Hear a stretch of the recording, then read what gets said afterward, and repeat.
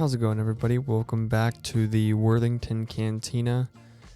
Today we're going to be starting a little mini series here where we're going to be unboxing my Star Wars Power of the Force collection. My collection's fairly large, so we had to split it up here in a couple of videos. But let's go ahead and get started.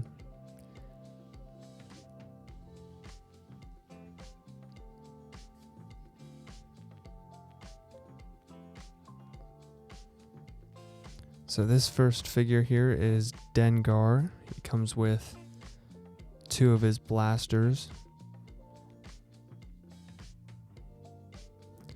And all of the figures you guys will be seeing here in this first part of this Power of the Force collection.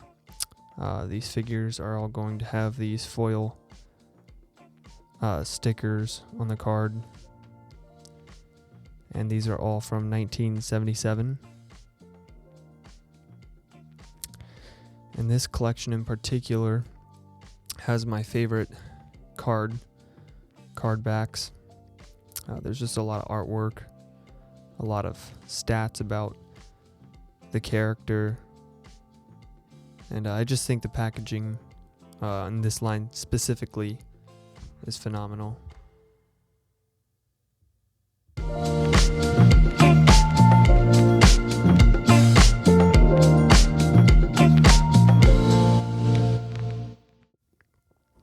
And this next figure is going to be Luke Skywalker in his X-Wing fighter gear. Comes with a lightsaber, which is Anakin Skywalker's lightsaber, the blue one, and a little blaster.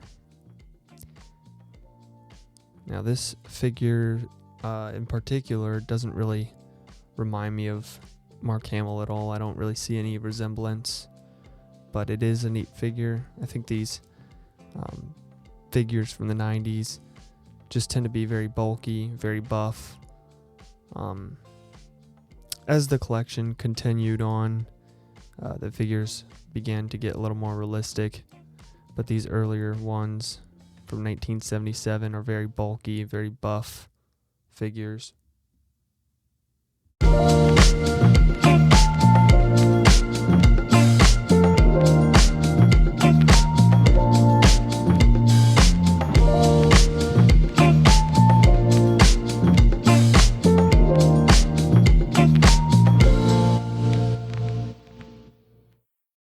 And next up here we have got Yoda, and this figure is pretty cool. He comes with a backpack that you can stick on the Luke Skywalker from Dagobah.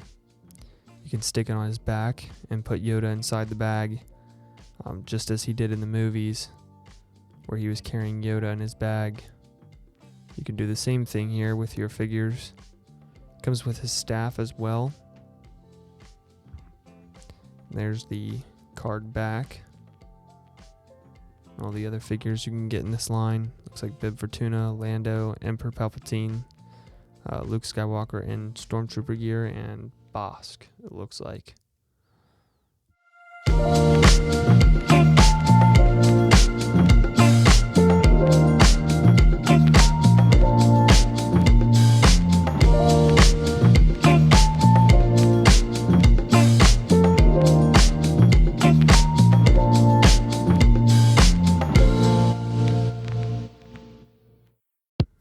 And next up we've got Han Solo in his Endor gear.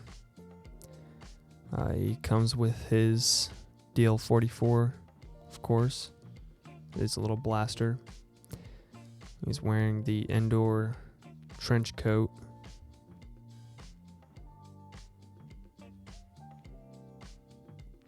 It's pretty neat. I'm wondering if that coat is removable. I'm not sure. But one thing I can point out about these Power of the Force figures is that they always came with plenty of attachments, plenty of blasters, things that just made the experience better. If you were a child playing with these, you had plenty of attachments and gear.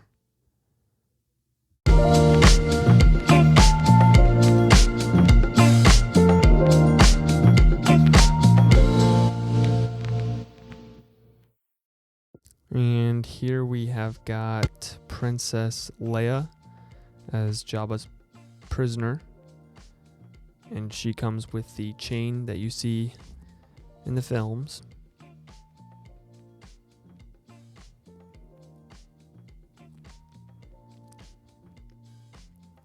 This is a pretty neat figure as well.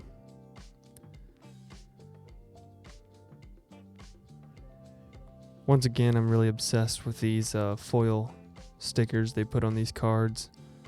You'll find that some Star Wars Power of the Force figures did not have that. They were just regular card backs. These ones have the foil cards that stick out.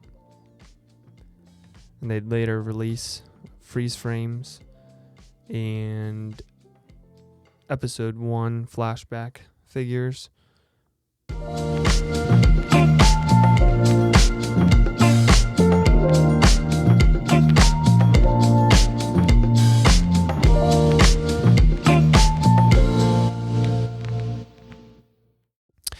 And now we have got Princess Leia Organa from A New Hope. Very first scene that we see her in. She comes with 2 blasters. Now this one is the one that they say looks like a monkey because the sculpt of this figure in particular is just not that good at all. It doesn't really resemble Carrie Fisher whatsoever. This is one of the worst ones that you'll find in the Star Wars Power of the Force collection. Like I said, the later the collection goes on, the better the figure sculpts get. But at the same time, these sculpts right here that we consider bad is really what made the 90s kind of figures. It's really what made them unique from what we see today. And next up we have got Luke Skywalker in his Jedi Knight uniform, where he's all dressed up black. This is the one that we see in Return of the Jedi.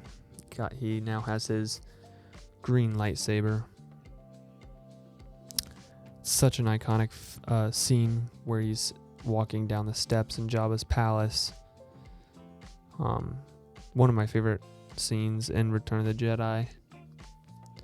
I think this is the best Luke Skywalker uniform by far.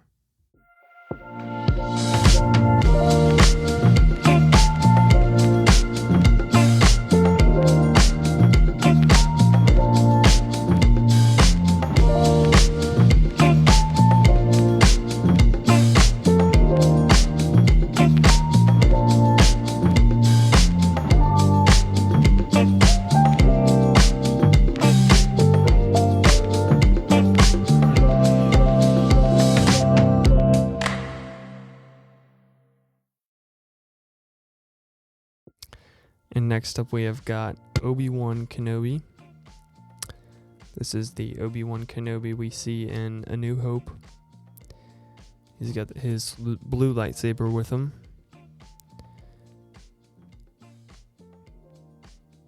And looks like that's all he comes with. This one is really not that maneuverable, as y'all can see. All of his robes and everything are plastic, it's not cloth. As is most of these Power of the Force figures. So, in return, he's just not that maneuverable.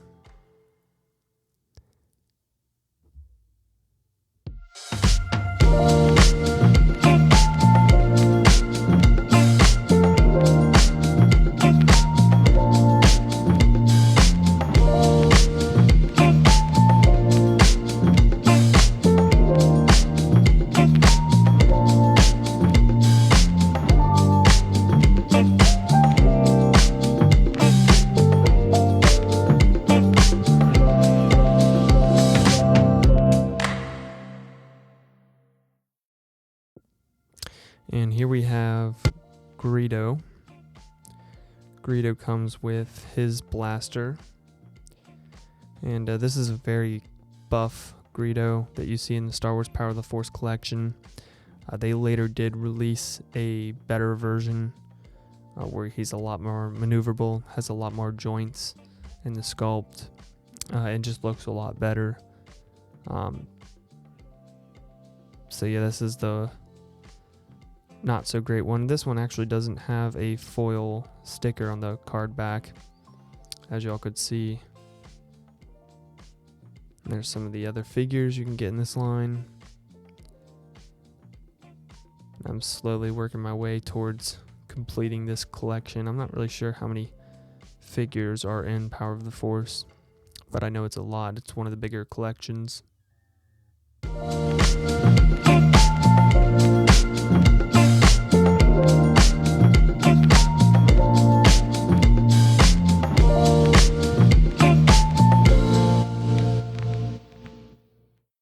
And next up here we have got Ponda Baba. Ponda comes with his blaster.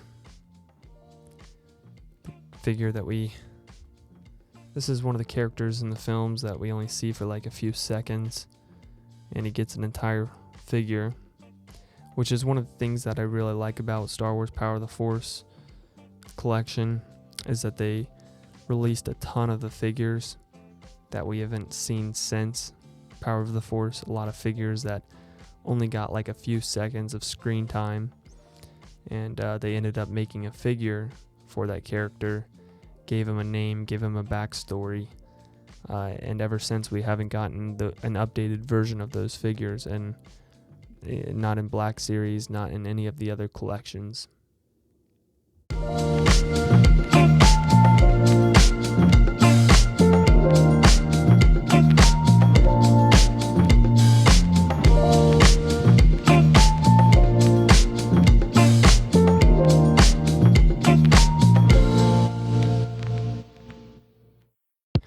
And next up we have got Yak Face.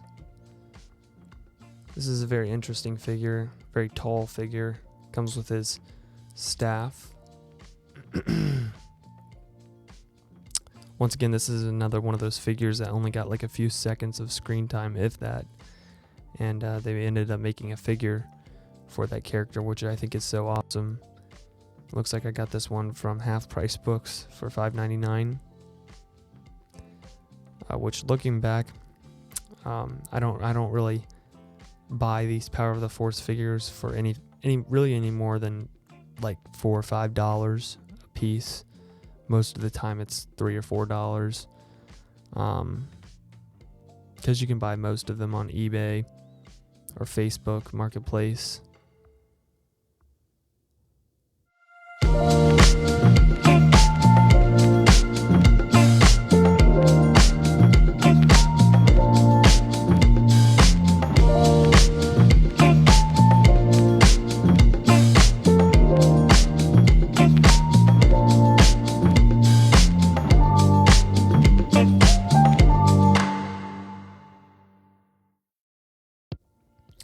Here we have got the TIE Fighter pilot. This is a really cool figure. The all black uniform. Comes with a blaster for some reason, which I think is so cool. Once again, in the 90s, they just stuck a whole bunch of attachments and blasters and guns with these toys, which I think is so cool, even though these TIE Fighters did not hold a blaster once in the film. But yeah, I don't really purchase these figures any more than $3 or $4 usually, unless they're a rare variant or figure in the Power of the Force collection, which there are a few that cost a little more than others. But most of them you can pick up for $4 or $5 at least.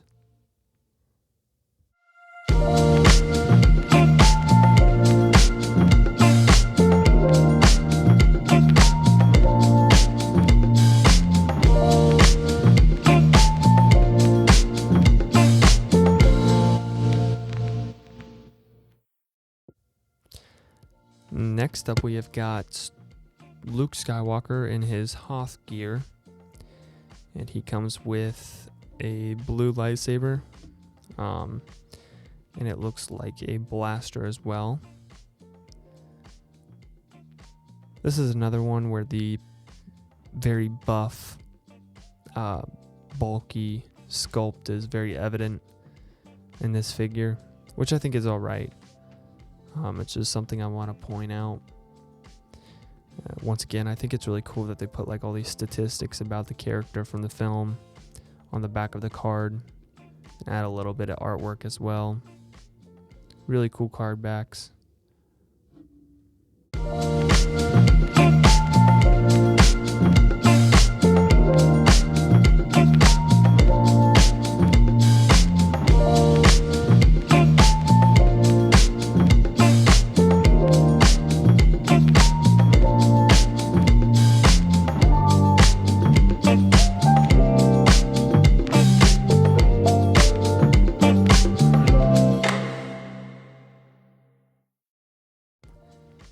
Next up, we have got R5-D4, which is the droid we see in A New Hope at the very beginning of the film, where Luke Skywalker's pointing out which droid he wants to purchase from the Jawas, and he ends up purchasing this one, and he ends up blowing up. That's why you can see he comes with a rocket that you can stick inside of him and replicate what happened in the film, where he blew up.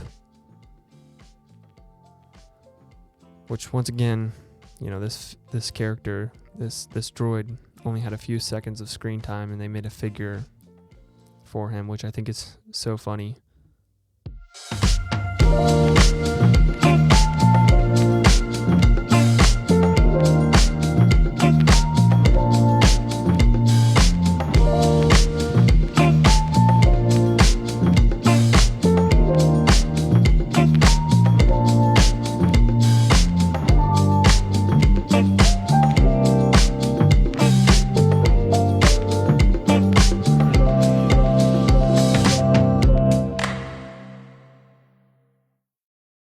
And here we have got ASP-7 droid, which this droid is from the special edition. It was one of George Lucas's edits into the film later on after they released.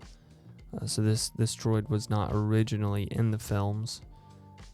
He was an addition in the special edition. That's why he's got this extra sticker on the bubble, which I think is really cool. Although this character, this figure, is just it's in the backdrop of the film, doesn't really mean anything, and they made a figure for it. It's a very basic figure. There's not really much going on in the sculpt, but it is still a very cool addition to the collection.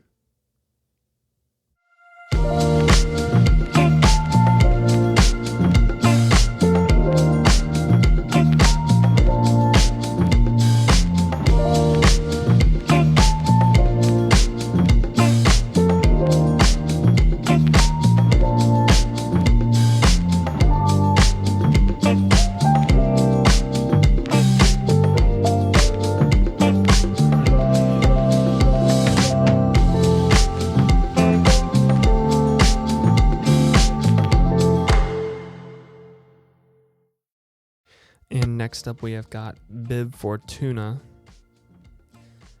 and he comes with a blaster as well for some reason. I don't really remember him holding a blaster from the films. Maybe he did. But this figure is so ugly. But to be fair, he was ugly in the films as well, so I guess they did a good job at that in the sculpt. He's also a lot more bulky than I remember. But I guess if I watch the Return of the Jedi back, he was a pretty big person. But yeah, one ugly looking face right there.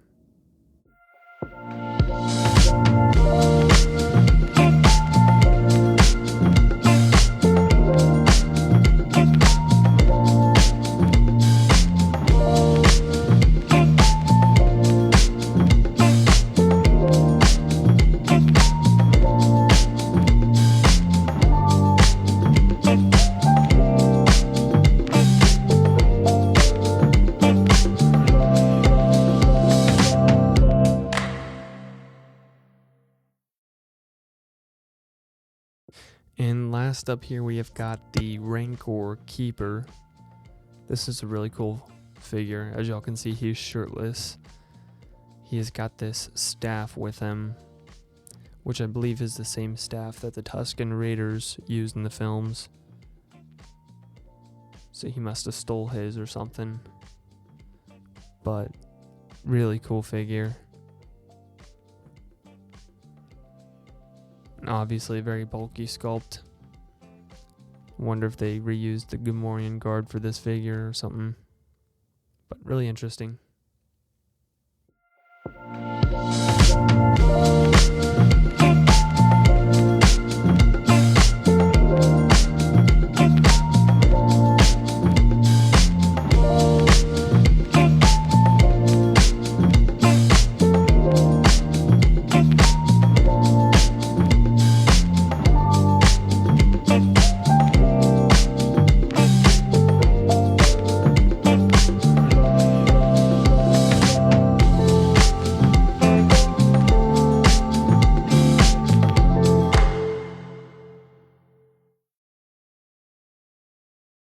And that is going to be all for this episode, guys.